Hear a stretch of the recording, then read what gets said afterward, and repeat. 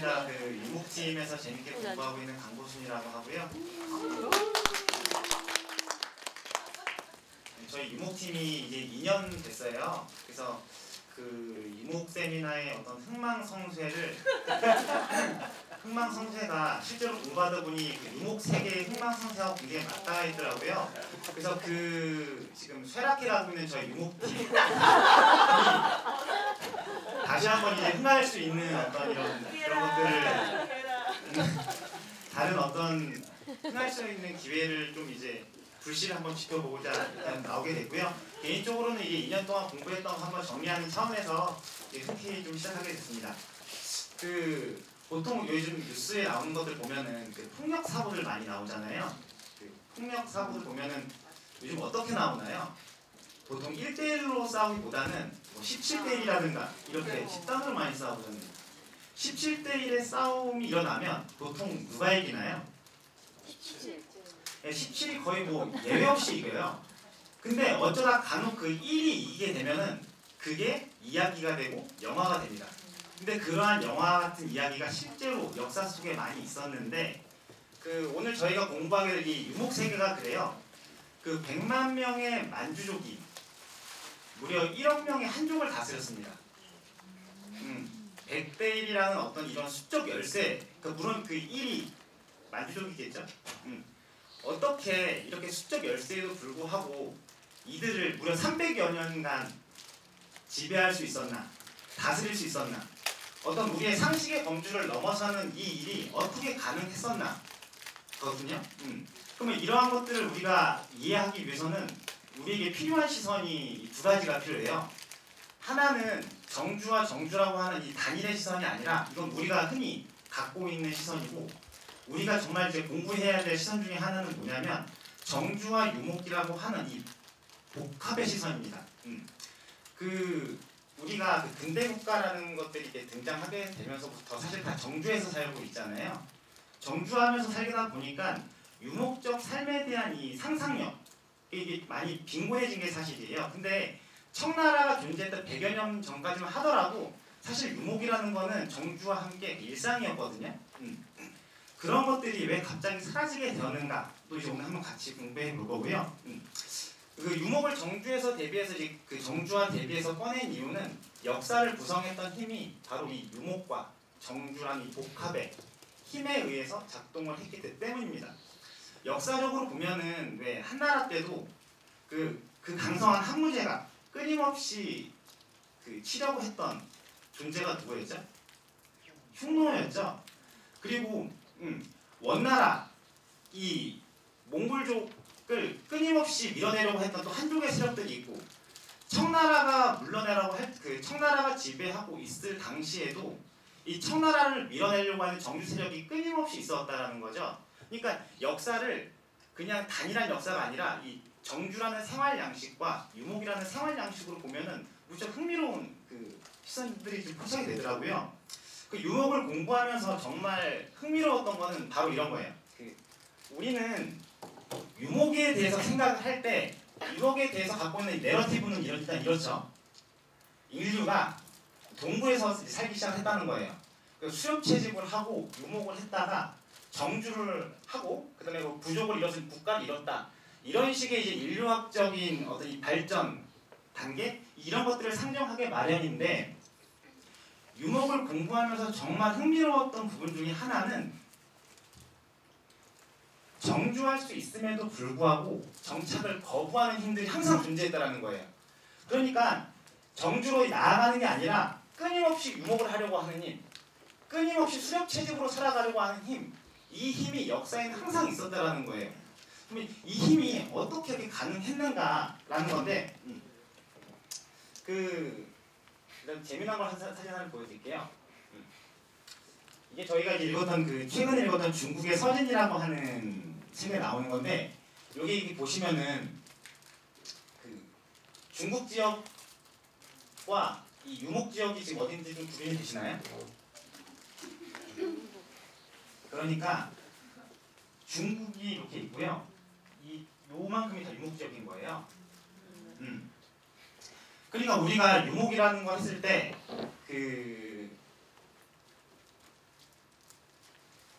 저희가 여기 그 연구실에서 중국 역사 많이 배우잖아요. 근데 역사를 남긴다는 거, 문장을 짓는다는 거는 굉장히 특수한 일인 거예요. 중국만이 갖고 있는. 그러니까 유목지역이 왜 역사를 남기지 않았는가? 그러니까 우리가 그 칭기스칸이 어떤 생각을 했냐면 어떻게 사람이 평생 이동하지 않고 살아갈 수 있을까? 라는 생각을 했던 거예요. 그러니까 정주민을 보고 칭기스칸이 굉장히 미개하다고 본 거는 그들이 이동하지 않는 삶을 살았기 때문이거든요. 근데 정주민인 입장에서 보는 우리는 어떤 생각을 갖게 되나요?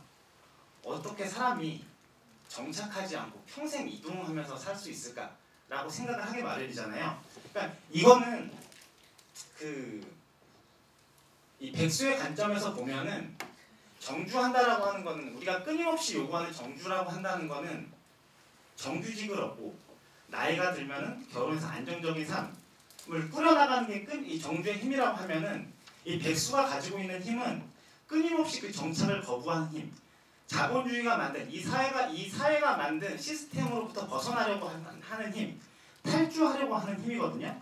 그러면 그 힘이 이제 어디서 생겼나라고 봤을 때 이 풍토성이라는 것을 이야기할 수밖에 없겠더라고요. 그러니까 이런 거죠. 이 중국이나 우리 한국에 있는 정주민들이 유목민들을 볼 때, 야, 쟤네들은 왜 정착하지 않고 왜 저렇게 이동만 하는 거야? 근데 사막과 초원에 가면 정착을 할 수가 없어요. 그러니까 사막과 초원에서 정착을 하라고 하는 것 자체가 이미 정주적인 시선이라는 거죠. 근데 마찬가지로 유목민의 입장에서도 어떻게 그렇게 계속 정착하지 않고 이동할 수 있는가라고 봤을 때 이 심으면 곡물이 자라고 뭐든지 잘 자라는 데에서 이동을 왜 해야 될까요? 그러니까 이러한 다른 풍토성이 있다는 걸 서로 모른 채 이렇게 서로 다른 사유가 충돌을 하게 되는 거죠. 그래서 오늘 제가 여러분들하고 이제 약 15분간 얘기할 부분이 뭐냐면 이 사막과 초원을 걷는다는 것, 사막과 초원에서 살아간다라고 하는 건 뭐냐면 그건 인간의 힘만으로만 생존할 수 있는 삶이 아니거든요. 유목이라는 걸 할 때 유목을 뭐라고 하나요? 무슨 삶이라고 하나요? 보통 동물과 함께 이동하며 목축하는 삶이라고 하잖아요. 그러니까 유목민을 이야기할 때 이 동물과 함께하는 삶, 그러니까 유목민이 동물이 갖고 있는 그 생존력, 생존 조건을 어떻게 자신의 신체성으로 만드는가. 다시 말하면 유목민이 동물에게 주목했던 거는 이동성하고 속도성이에요. 그러니까 동물이 갖고 있는 이동성과 속도성을 어떻게 자신의 신체로 삼을 것인가. 그러니까 이게 유목민의 숙제였던 거예요. 그래서 지금부터 이제 그 얘기를 좀 해볼 텐데, 일단 이 얘기만 좀 해볼게요. 유목민이 얘기할 때 빼놓을 수 없는 게 이 동물이거든요.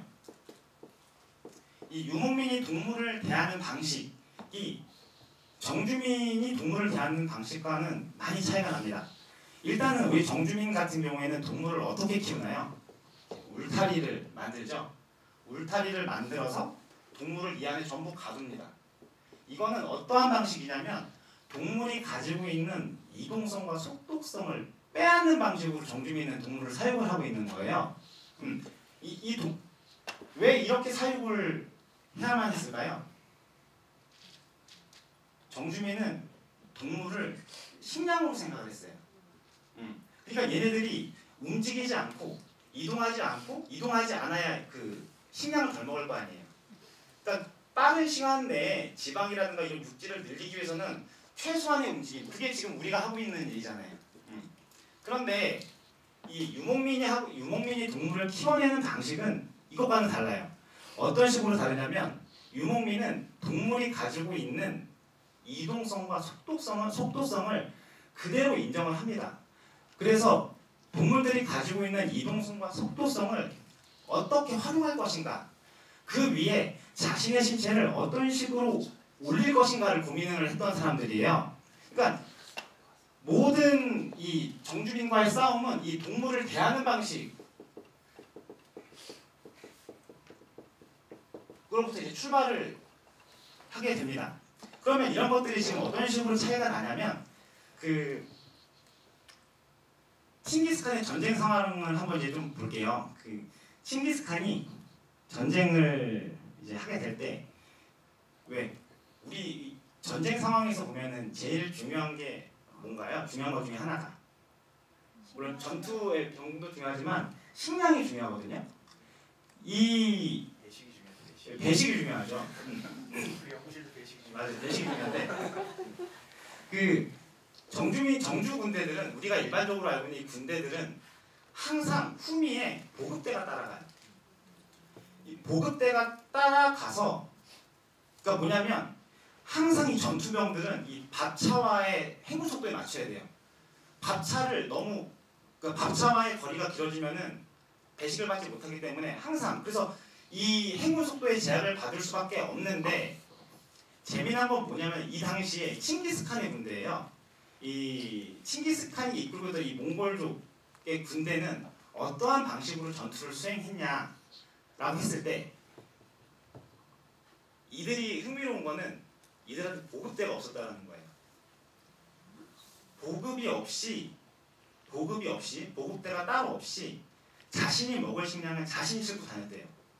물론 혼자 다니는 게 아니라 한 그 전투병이 말을 7, 8마리씩 끌고 다녀요.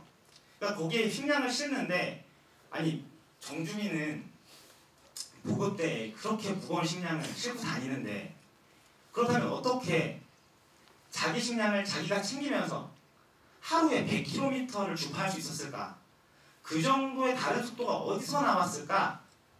라고 하면 이 칭기스칸, 당시 이 유목민들이 갖고 있었던 이 식량에 대한 감각이 정주민과 어떻게 달랐냐면 이들에게 식량은 육포하고 치즈 이런 마른 음식인 거예요.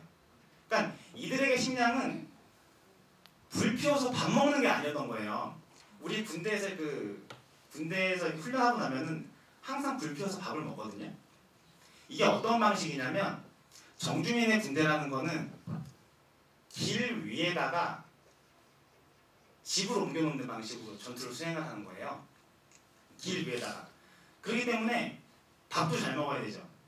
막사도 잘 지어야 돼요. 잠자리와 거주지를 이미 잘 확보를 해야 돼요. 그런 연후에 전투가 되는 거죠. 그런데 그러니까 이거는 뭔가요? 길 위에서는 어떤 기류의 의식주를 구성해야 되는 그 새로운 필요성이 있는데 정주민의 군대라고 하는 거는 항상 기류의 삶의 방식을 옮겨놓다 보니 이 모든 것에 제약을 이제 받게 되는 거예요. 왜냐하면 유목민의 군대는 마른 음식과 육포 이것만 들고 다녔을 뿐만이 아니라 그럼 이것이 떨어지면 어떡하느냐. 놀랍게도 이 당시 칭기스칸 군대는 열흘 이상 굶어도 그것에 배고픔을 못 느꼈대요. 그러니까 열흘 이상 굶어도 전투 수행에 무리가 없었던 거예요. 그러니까 이제 후방을 치러 가야 되는데 얘들은 보급대가 없는 거예요. 후방을 치러 갔는데 그러니까 먹지도 자지도 쉬지도 않고 100km를 달려와서 씻지도 않고 와서 전투를 수행하니 예. 마르코폴로의 동방경로록에 보면 이 당시 이 정주 제국과 유목군대의 그 싸움 장면이 많이 나오는데 가장 곤란했던 게 이 유목민 그 당시 칭기스칸 군대의 그 냄새였다고 해요. 엄청 그 심했다고. 그러니까 대부분의 전투를 무혈입성하게 되는데 어쨌든 네네. 그러니까 그 우리가 뭐 엄청나게 많이 싸워서 이긴 게 아니라 사실 굉장히 많은 전투에서 무혈입성하게 되는 게 이 유목 몽골족에 대한 이 공포감이 자연스럽게 성문을 열었다고 해요. 그래서 이 하루에 100km씩 달릴 수 있는 이 전혀 다른 속도를 만들어낼 수 있었던 게 이 칭기스칸 군대의 보급대에 의존하지 않는 신체성이 있었다라는 거. 그러면 당시에 이 정주 제국에서는 이런 신체성을 본 일이 있을까요? 없을까요? 없죠. 처음 보는 거예요. 얘들은 먹지도 않고 싸우니까 밤새도록. 처음 보는 어떤 이런 것들 때문에 사실 그 칭기스칸 군대가 그렇게 단시간에 그 육지 영토의 3분의 1을 그렇게 금방 잠식했던 것도 온다는 거를 알면서도 막을 수가 없었대요. 너무 빨리 와버리니까 실제로. 그래서 우리가 지금 눈여겨봐야 될 거는, 그렇다면 그들이 어떻게 그렇게 먹지도 쉬지도 자지도 않고 다른 속도를 낼 수 있었느냐. 그러면 배고픔을 느끼지 않는 신체, 배고픔과 배고픔의 경계를 넘어서는 신체가 되면 누구나 그런 전쟁 수행을 하게 될 수 있을까라는 게 아니라, 이 칭기스칸 군대가 가지고 있는 가장 독특한 점은 이 동물과 교감하는 능력이거든요. 말의 리듬에 올라타서 말과 이 리듬을 즐길 수 있는 신체. 그러니까 이동으로부터 소외되지 않는 행군을 하고 있는 거예요. 그러니까 우리 정주민들 같은 경우에는 이동을 할 때, 저희가 서울에서 부산 간다고 하면 KTX를 타잖아요. 뭐 지하철을 탄다거나. 그러면 대부분 뭐 하나요? 잠자거나 스마트폰 하잖아요. 그러니까 이 정주민 같은 경우에는 풍경에 대한 관심이 없어요. 왜냐하면 목적지가 중요한 거고, 그렇기 때문에 모든 길을 직선화하고 최단거리를 만들어버리게 되는 거거든요. 근데 유목민한테는 최단거리가 의미가 없어요. 왜 없느냐? 그게 바로 이들은 인간의 길을 따라가는 게 아니라 동물의 길을 따라가기 때문이에요. 그래서 지금 이 정주민과 유목민의 전쟁 차이에 대해서 얘기를 드렸고, 식량에 대한 관점도 이렇게 달랐다라는 얘기를 좀 드렸고요. 이제 이런 것들이 이 유목민의 이동성하고 속도성이 어떤 식으로 정치에 활용되었는가라는 사례를 하나 더 들어드리면, 그러니까 전투 수행도 철저히 동물과 함께. 그렇다면은 이 정치는 어떻게 했을까? 먼 나라의 그 쿠빌라이 칸, 그 다음에 청나라부터 해서 유목민들이 세운 국가의 대부분은 수도를 2개를 짓습니다. 여름 수도와 겨울 수도. 왜 그럼 이들이 번거롭게, 우리 정주민들의 수도는 하나잖아요. 그러면 왜 유목 국가가 들어서면 왜 항상 수도를 2개씩 졌는가? 라는 이제 질문이 생기는 거예요. 왜 2개씩 지었을까요? 그러니까 자, 이 수도라고 하는 거는 도시죠. 도시인데 우리 현대인들 같은 경우에는 그 도시에 들어가고 싶어 하잖아요.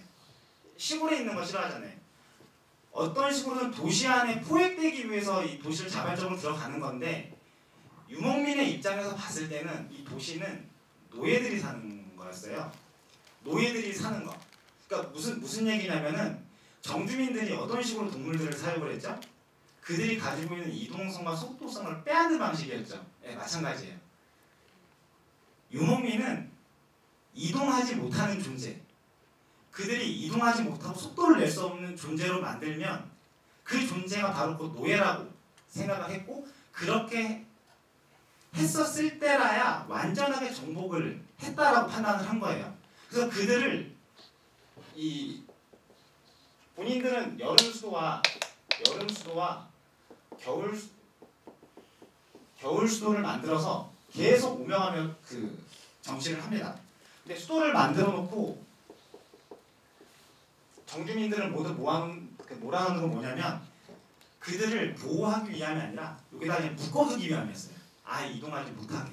그래서 그들은 이런 식으로 정치를 했는데, 아이러니한 거는 유목민들이 힘을 잃게 되는 계기가 뭐였냐면, 그들이 본인들이 가지고 있던 이동성과 속도성을 잃어버렸을 때예요. 그것을 잃어버리고 정착하게 되었을 때. 그러니까 말과 함께 끊임없이 새로운 거리를 생산해내는 것을 동력으로 삼았던 게 유목민이었는데, 더 이상 그러한 거리를 생산할 수 없는 능력이 없을 때, 그때야 비로소 유목민의 힘이 사라지게 된 거죠. 이 중국에 저희가 최근에 읽었던 게 이 청나라 이야기였는데, 이 청나라의 강희제가 가장 열심히 했던 것 중에 하나가 이 중가르라고 하는 최후의 유목민족과의 전쟁이었거든요. 그러니까 이 중가르라고 하는 이름도 사실 처음 들어보셨을 거예요. 저도 처음 들었는데, 이 강희제라고 하는 사람은 들어보셔서 아시겠지만, 청나라의 강희 옹정 걸륜이라고 하는 사람들은 120년 만에 태평성대를 구가했다라고 평가받는 이 황제들이거든요. 근데 이 황제들이 중에 가장 높게 평가받는 사람이 이 강희제인데 이 강희제가 끊임없이 이 중가르라고 하는 이 유목민족을 쫓아다니는 거예요. 근데 이제 이 중국에 서인 작가는 그럼 이들이 왜 쫓아다녔는가에 대해서 질문을 던집니다. 근데 그 작가도 답을 못 내려요. 강희제가 중가르를 쫓아다닌 거는 미스테리다. 왜 쫓아다녔는지 모르겠다. 근데 이것 자체가 정주적인 관점이라는 거예요. 그 당시에 강희제가 이끌던 8기군이라고 하는 거는 어떤 군대였냐면 뭐 지상 최고의 군대였겠죠. 중국 영토를 다 먹고 그러면 그 안에 8기군이 그대로 있을 거 아니에요. 그러면 이 8기군이 그대로 그 안에서 정착하게 되면 그들이 한 점에 묶이게 되면 그들이 갖고 있는 힘이 뭘로 변할까요? 어떤 내란의 조짐이라든가 그러니까 그들의 건강함을 잃게 만드는 방식이 정착한다는 걸 강희제는 알고 있었던 것 같아요. 그래서 이 8기군을 끊임없이 이동할 수 있게끔 만들 수 있는 동력 그것을 끝까지 쫓아다녔기 때문에 청나라에 이르러서 중국의 최대 판도를 형성했다라고 하는 게 그런 부분에서 나오는 부분이거든요. 그래서 이 뭐 중국의 서신이라고 하는 책이 뭐 재미있지는 않은데 그래도 한 번쯤 읽어보시면 어떤 식으로 재미있지는 않지만 그 유목민과 정주민들 간에 어떤 식으로 치열하게 공방이 있었는지 어떤 식으로 사유가 달랐는지 정도는 확인하실 수가 있으실 거예요. 그리고 이제 제가 끝으로 이제 말씀드리고 싶은 거는 이 수도에 대한 부분도 이제 얘기를 좀 해드렸고요. 이 절벽에 대한 얘기인데 그 정주제국이 이 유목제국 군대에 가장 적응하기 힘들었던 부분 중에 하나가 뭐였냐면 이 변칙성이에요. 그러니까 어느 날 갑자기 호련이 나타났다가 갑자기 사라져요. 그리고 예상하지 못했던 곳에서 등장해서 기습을 하고 또 전혀 예상하지 못했던 도주로 빠져나갑니다. 이것에 적응하는데 굉장히 오랜 시간이 걸렸다라고 해요. 그러니까 마르코 폴로의 동방견물록에 의하면은 이렇게 묘사가 돼 있어요. 설마 정주제국의 시선이에요. 설마 저 깎아진 듯한 절벽으로 오진 않겠지? 라는 거예요. 근데 그 절벽으로 유목민이 온다라는 거예요. 그럼 이게 어떻게 가능한 일인가? 라는 거예요. 어떻게 가능하냐? 이거는 뭐냐면 자 보세요. 염소죠. 이게 무슨 얘기를 해주고 있냐면 염소가 지금 제가 위험해서 저렇게 다니는 건가요? 아니요. 네, 아니죠. 그러니까 뭐냐면 유목전사들이 그 땅이 위험하기 때문에 위험을 무릅쓰고 오른 게 아니라 그들은 말의 길을 보고 양의 길을 보고 염소가 갔던 길을 그들의 길로 만든 거예요. 네. 그렇기 때문에 저런 길들을 그러니까 그 지도를 구성하는 방식, 매핑하는 방식이 정주민과 유목군대가 그렇게 차이가 나요. 그러니까 지도를 구성하는 방식으로 봤을 때 정주민은 본인이 낼 수 있는 속도, 인간의 속도를 보장할 수 있는 방식으로 길을 따라간단 말이에요. 그래서 행군도 이 정주제국은 긴 열을 일자로서 긴 열로 이렇게 행군을 하게 돼요. 왜 그래요? 보급대를 끌고 가야 되잖아요. 그러니까 보급대가 끌고 가려면 인간이 낼 수 있는 속도로만 가야 된다는 거예요. 근데 이 유목 국가는 행군을 할 때 어떤 식으로 행군을 하냐면 넓게 퍼져서 이동을 해요. 그 왜냐면 말들이 일직선으로 가고자 하는 게 아니라 넓게 퍼져서 말들이 목초지를 뜯어가면서 이렇게 행군을 하는 거죠. 그러니까 동물을 사육한다라는 게 동물의 본성, 동물의 이동성과 속도성을 보장한다라는 게 이런 거예요. 이거는 이제 저희 마지막 시간에 근영 쌤이 재밌게 들어준 예인데 인디언들이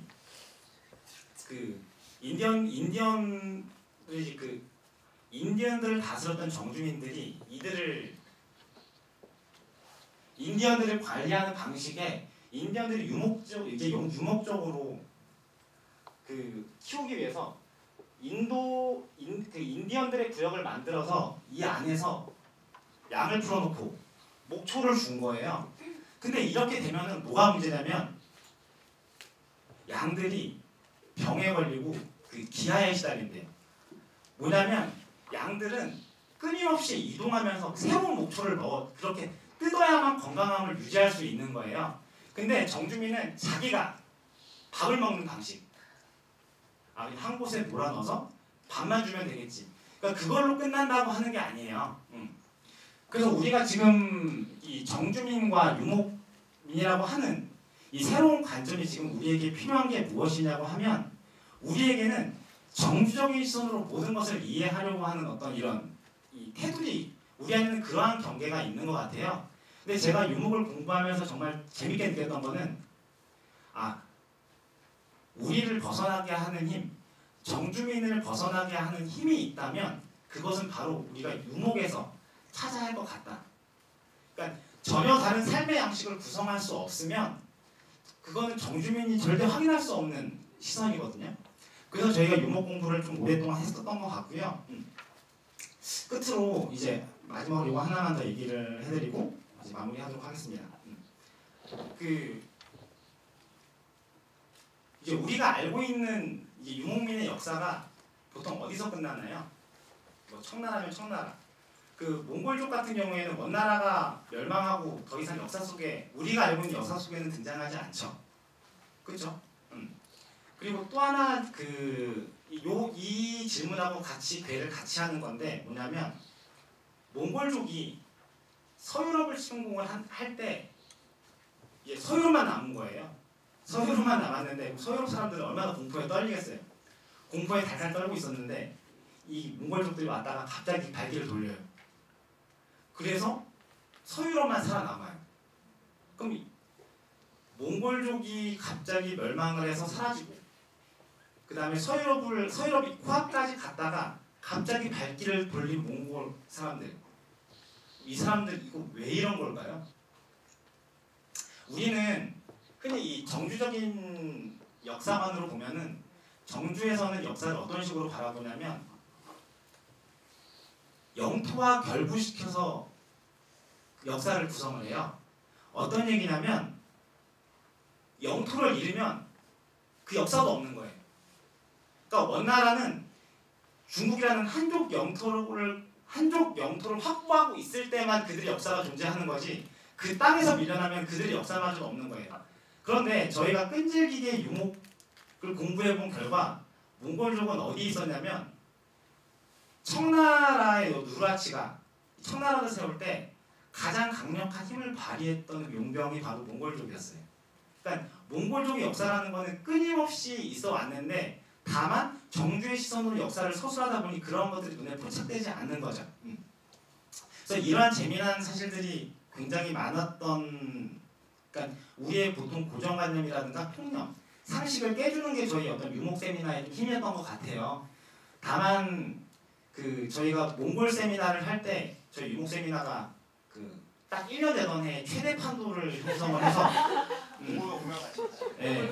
몽골족의 최대 판도를 형성했을 때 그때 세미나실이 얼마나 꽉 찼냐면은 이 한 바퀴를 뺑 돌고도 자리가 부족해서 이게 인기 세미나가 됐다라고 했는데 몽골의 힘을 약화시켰던 티베트 불교, 그러니까 몽골이 티베트 불교와 만나면서 힘을 잃어요. 티베트 불교라는 주제를 갖게 되자 이제 쇠락을 경험하게 돼요. 그래서 이제 다음번에는 이제 목쌤이 다시 흥하기 위해서 이제 마지막 또 목세미나를 준비하고 계신데요. 이것을 종합적으로 이제 정리를 좀 해보면 목세미나 듣고 싶어. 들레즈와 가타리의 유목론에 나와 있는 걸 토대로 이제 정리를 좀 해볼게요. 청계의 공원에서 유목은 들레즈는 어떤 식으로 정리를 하냐면 점이 아닌 선과 결부되어 있다라고 얘기를 해요. 그러니까 점이 아닌 선, 이게 뭐냐면 점은 정주민을 뜻하는 거고요. 선은 유목민을 뜻한다는 거예요. 그러니까 점은 멈춰 있는 거죠. 선은 이동한다는 건데 그러면 이동하지 않는 정주민이 어디 있냐? 그리고 유목민도 끊임없이 이동하지만 못하고 언젠가는 멈추지 않느냐, 이런 질문이 나오게 된다는 거예요. 그러니까 점과 선을 이야기한다고 했을 때 얘가 이제 굳이 도식을 그리자면은 멈추고 이동하는 거라는 거거든요. 그러면 정창민의 이동은 뭔가, 그 다음에 유목민의 이 이동하는 유목민의 멈춤은 뭔가라고 했을 때 들레즈는 이렇게 말을 해요. 정창민의 이동은 멈추기 위해서 이동한다는 거예요. 그리고 유목민의 멈춤은 이동하기 위해서 멈춘다는 거예요. 이거는 굉장히 차이가 있는 거거든요. 그러니까 어떤 식으로 얘기를 하냐면 이동하고 멈추고 이동하고 멈춘다고 했을 때 정주민은 이런 식으로 이동하고 멈춤을 절단 채취를 해요. 멈추기 위해서만 이동을 하는 거예요. 그런데 유목민 같은 경우에는 이동하기 위해서만 멈추는 거예요. 이 사유가 이 전혀 다른 이 두 가지의 사유가 어떤 선이라든가 그러니까 도로, 예를 들면은 이동하기 위해서 멈춰야 되는 것과 멈추기 위해서 이동하는 거는 도로 구성 방법이 전혀 다르다는 거예요. 멈추기 위해서 이동하려면은 그 도로가 턱이 있어야 되고 직선이 있어야 되고 관리가 돼야 된다는 거예요. 그래서 이제 들레즈와 같은 들레즈는 유목민의 공간을 매끈한 평면이라고 표현을 하고요. 정주민의 공간을 홈페인 공간, 홈페인 길이라고 표현을 해요. 한 번쯤 들어보셨을 텐데, 그러니까 전쟁을 수행을 할 때 보급대가 가고 있는 그 홈페인 공간, 유목민이 갑자기 변칙적으로 등장해서 변칙적으로 나가는 것, 그거는 본인들이 하나의 방향을 갖고 있지 않고 다차원의 어떤 공간에 대한 감각이 있었기 때문이거든요. 그래서 굳이 이제 이 유목민의 신체성과 우리 백수와의 어떤 연결성을 꼽자면 그 백수로 산다는 거는 이런 정주민의 이동성과 속도성을 갖는 게 아니라 유목민이 갖고 있는 이동성과 속도성을 갖는 게 이 백수로 사는 것 같아요. 그리고 그러한 것에 대해서 고민하고 그러한 공부, 정주적인 공부를 구성하는 게 아니라 유목적인 공부를 구성하는 것, 그게 곧 백수가 공부하면서 노는 그런 새로운 삶의 양식을 개척한다라고 했을 때 그런 식으로 되는 것 같다고 생각을 하고 있습니다. 그 정도 좀 지난 것 같은데요. 일단 박수 치면서 마무리하도록 하겠습니다.